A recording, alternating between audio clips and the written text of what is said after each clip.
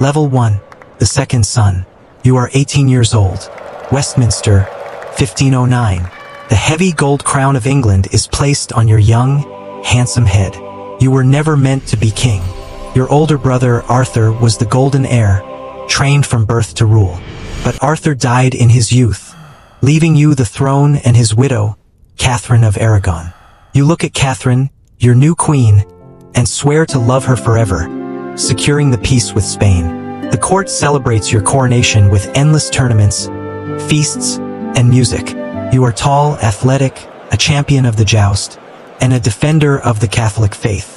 The people cheer as you ride past, calling you their savior. Under your white face, your black dot eyes shine with absolute pride, and your mouth curves up in a confident smile. You have youth, wealth, and the love of your subjects. The dynasty of your father, Henry VII, seems secure in your strong hands. But a king needs more than love and tournaments. A king needs a son to carry his blood.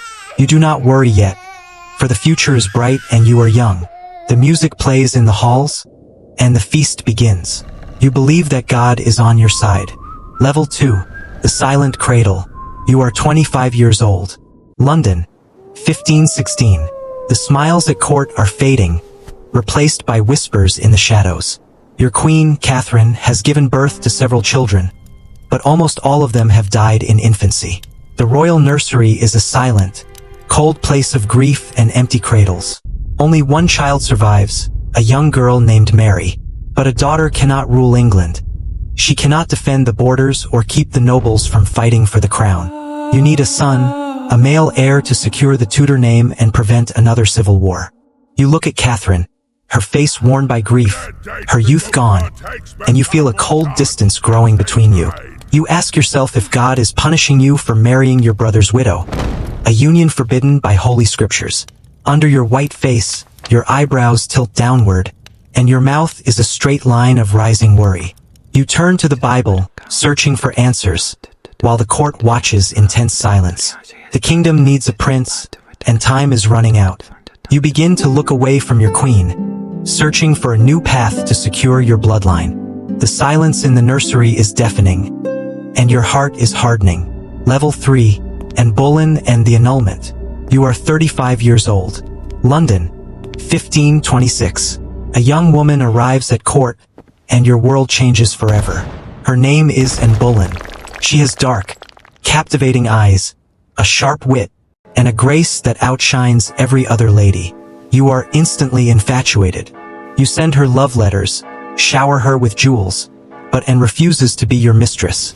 She will only submit if she is your queen. This fire burns within you, driving you to action. You instruct your chief advisor, Cardinal Wolsey, to petition Pope Clement VII in Rome to annul your marriage to Catherine. You argue that your union was cursed from the start, a sin against God's law. But the Pope is a prisoner of Catherine's powerful nephew, Emperor Charles V of Spain, and he delays his decision, refusing to grant your request. Years pass in endless legal battles, and your patience turns to fury. Under your white face, your eyebrows tilt sharply in anger, and your mouth is a tight line. You will not let Rome dictate the fate of England. If the Pope will not give you what you want, you will find another way. You will break the chains of Rome and take what is yours no matter the cost. Level 4. The Great Schism. You are 42 years old. London, 1533. The breaking point is reached.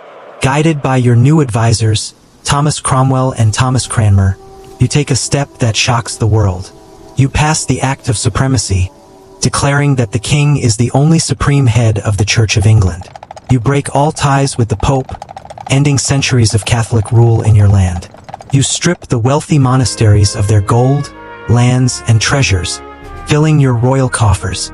Those who refuse to swear allegiance to you, including your former Chancellor Sir Thomas More, are declared traitors and sent to the scaffold.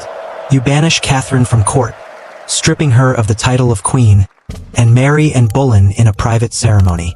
Anne is crowned queen in a magnificent ceremony, and she is already pregnant with your child.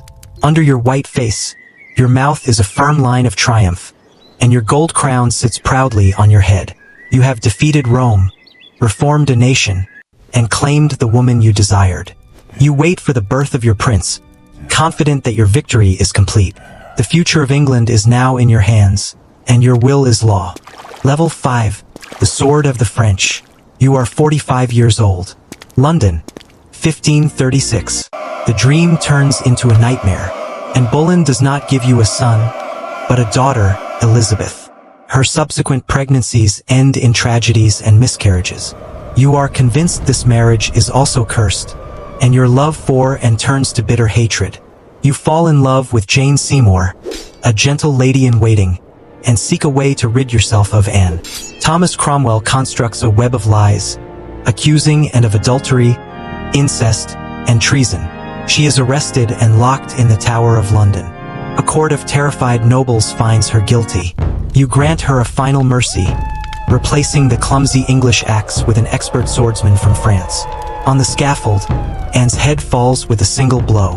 Under your white face, your eyebrows tilt downward in anger, and your mouth is a cold, flat line. You do not mourn. Within days of her death, you marry Jane Seymour. The court is silent, watching the rapid change. You are willing to spill the blood of those you once loved to secure your throne. The executioner wipes his blade, and you turn your eyes to the new queen, hoping for a miracle. Level 6. The True Love. You are 46 years old.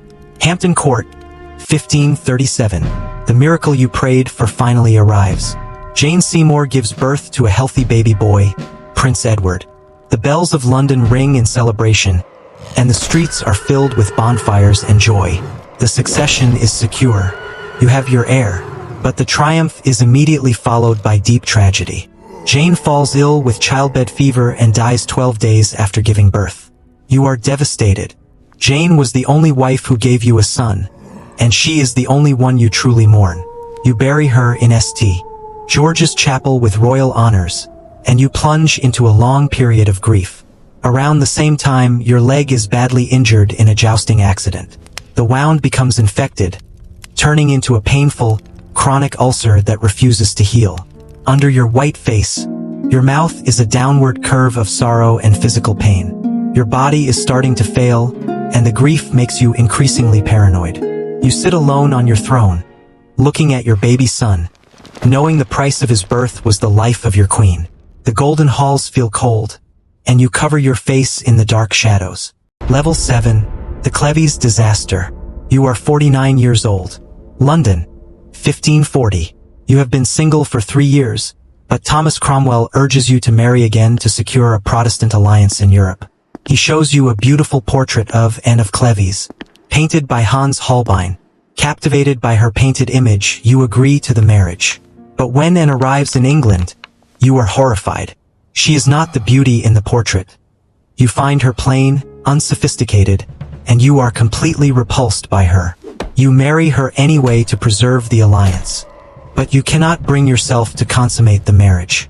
You call her a Flanders mare, and your anger boils. You blame Cromwell for this humiliation. You arrange a quick annulment, which Anne accepts, and you reward her with royal lands. But Cromwell is not so lucky. Your rage demands a sacrifice. You accuse him of treason and send him to the block.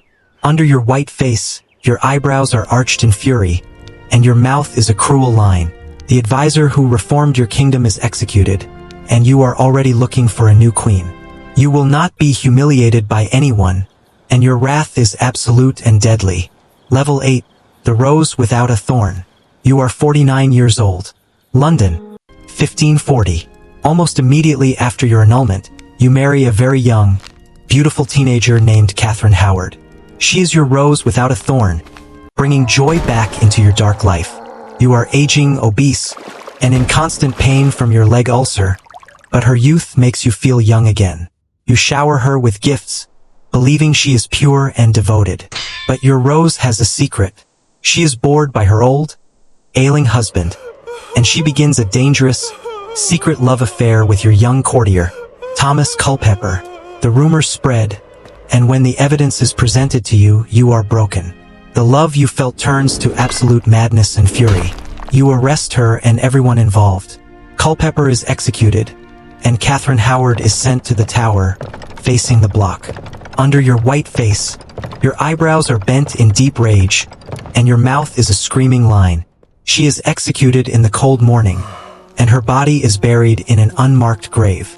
Your pride is shattered, your heart is empty, and you are left alone in your pain. Realize that beauty is a deceitful trap.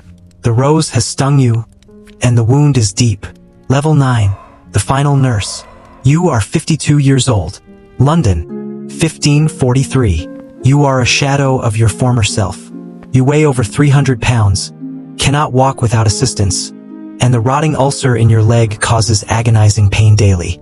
You marry your sixth and final wife, Catherine Parr, a wealthy widow. She is not a romantic obsession, but a calm, intelligent nurse who brings peace to your final years. She binds your infected leg, manages your explosive temper, and reconciles you with your 3 children, Mary, Elizabeth, and Edward. But even now, your court is a nest of vipers. Conservative bishops accuse Catherine of heresy, trying to drag her to the scaffold. You sign her arrest warrant in a moment of paranoia, but Catherine discovers the document and pleads for her life, convincing you of her submission. When the guards arrive to arrest her, you drive them away with furious insults. Under your white face, your eyes are small, weary dots, and your mouth is a tired line.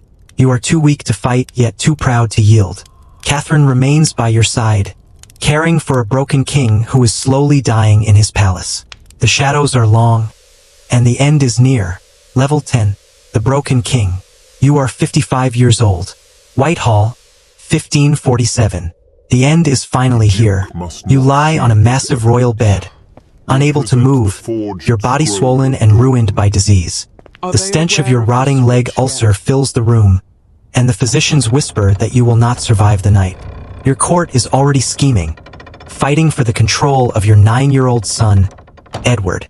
You are terrified of what will happen to your kingdom when you are gone, fearing that the Tudor dynasty will crumble in the hands of a child. You refuse to see a priest, declaring that you will only speak to Cranmer, the archbishop who helped you break with Rome. When Cranmer arrives, you are too weak to speak. He asks you to give a sign that you put your trust in Christ's mercy, and you squeeze his hand with your final, failing strength. Under your white face, your eyes close, and your mouth is a flat line as your breath fades. The great Tudor king who challenged the Pope, executed queens, and rebuilt a nation is dead. You leave behind a crown of gold, a court of fear, and a son too young to rule. Your long, bloody reign is over, and the silence falls on the cold palace. Level 11, the Tudor legacy. You are dead. Westminster, 1558. The legacy of your desperate quest for a son unfolds in ways you never expected. Your boy Edward VI died young, leaving your kingdom to your daughters. First came Mary, your eldest child with Catherine of Aragon, who hated you for what you did to her mother. She turned England back to Catholicism, burning Protestant heretics in the fires of Smithfield, earning the name Bloody Mary. When she died childless, the crown passed to Elizabeth, the daughter of Anne Boleyn, whom you once declared a bastard. Elizabeth rules with a golden hand, uniting the country, defeating the Spanish Armada, and starting a golden age of literature, exploration, and power. The daughter of the queen you executed has become the greatest monarch England has ever seen. The Tudor name you fought so bloodily to protect will end with her, yet her glory will outshine yours for centuries. Under your white face, your ghost watches from the dark shadows, your mouth a flat line. You sacrificed your soul for a son, but it was your daughters who forged the destiny of the empire. The crown remains, and now you are history.